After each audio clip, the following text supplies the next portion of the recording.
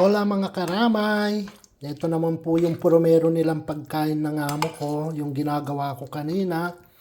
Yung tawag po dito ensaladilla, may patata, carrot, sitlog, pipinilyo, aceitunas, at saka yung, ano pa kasi yun? Basta marami pa pong nakalagay dito, nakalimutan ko na. Ito po yung puromero nilang plato mamaya. Tapos linagyan ko lang ng mayonesa. Gumawa po tayo ng mayonesa.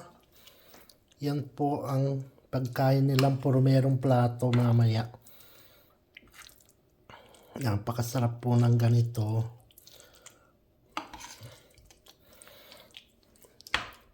Yan po, hanggang dito muna po. For watching po.